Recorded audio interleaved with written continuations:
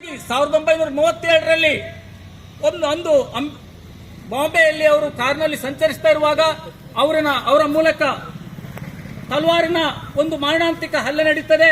ಆ ಹಲ್ಲೆಯಲ್ಲಿ ಅವರ car driver ಕೈಯನ್ನು ಕಳ್ಕೊಳ್ತಾರೆ. ಅದರ ನಂತರದಲ್ಲಿ ಅವರು ಈ ದೇಶದಲ್ಲಿ ಮಾತ್ರವಲ್ಲದೆ ವಿದೇಶಗಳಲ್ಲಿ ಅತ್ಯುನ್ನತವಾದ ಪದವಿಯನ್ನು ಪಡೆದು ಈ ದೇಶಕ್ಕೆ ಮೂಲ ಸಂವಿಧಾನದ ಕರಡನ್ನ 2 ವರ್ಷಗಳ ಸತತ ಪ್ರಯತ್ನದಿಂದ ಅವರು ರಚಿಸ್ತಾರೆ. ಇದನ್ನ ಒಪ್ಪದ ಮನುವಾದಿಗಳು ಒಂದು ಹೆಗಡೆವಾರ ಹೇಳ್ತಾರೆ, ಈ ಸಂವಿಧಾನವನ್ನು ನಾವು ಒಪ್ಪುವುದಕ್ಕೆ ಸಾಧ್ಯವೇ ಇಲ್ಲ, ನಮ್ಮ ಸಂವಿಧಾನ ಮನುವಾದಿ ಸಂವಿಧಾನವನ್ನು ನಾವು ಮಾತ್ರ ಒಪ್ತೇವೆ.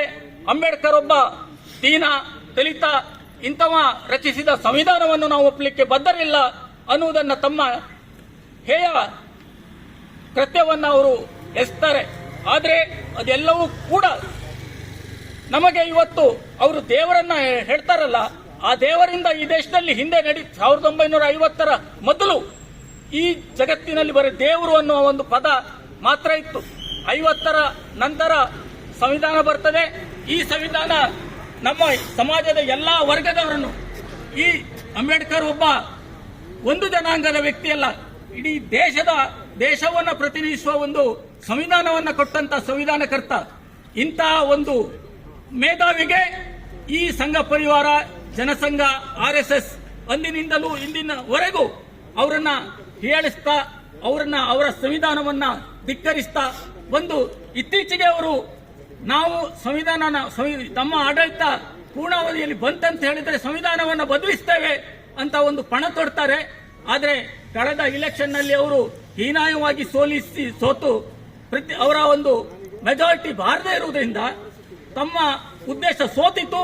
ಆದ್ರಿಂದ ನಾವು ಈ ರೀತಿಯಲ್ಲಾದರೂ ಸಂವಿಧಾನವನ್ನು ಅವಹೇಳನ ಮಾಡಬೇಕು, ಸಂವಿಧಾನ ಪ್ರೋತ್ಸಾಹಕರನ್ನ ಅವರನ್ನ ದಮನಿಸಬೇಕು ಅನ್ನೋ ಒಂದು ನೆಲೆಯಲ್ಲಿ ಈ ಮನುವಾದಿಗಳು ಮುಂದಾಗಿದ್ದಾರೆ.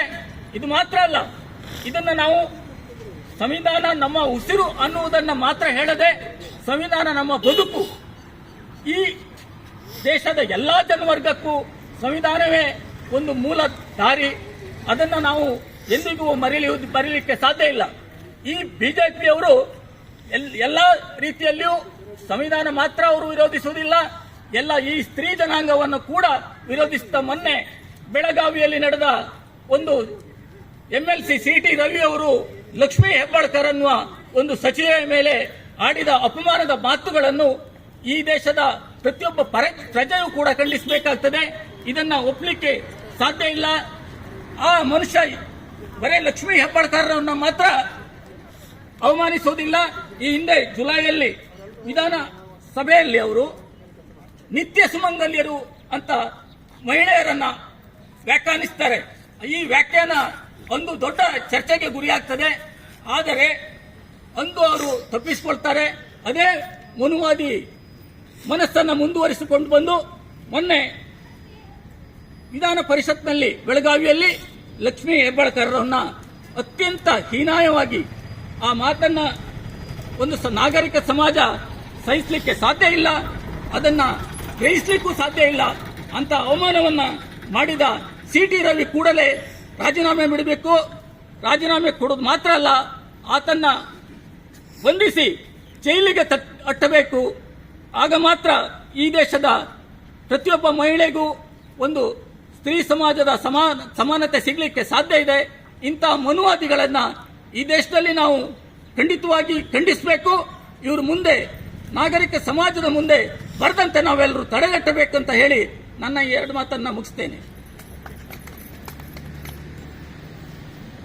ಉದ್ದೇಶಿಸಿ CPI ಪಕ್ಷದ ಜಿಲ್ಲಾ ಕಾರ್ಯದರ್ಶಿ ಸುರೇಶ್ ಕಲಗರ್ ಅವರು ಒಂದೆರಡು ಮಾತಾಡಬೇಕಾಗಿ ವಿನಂತಿ.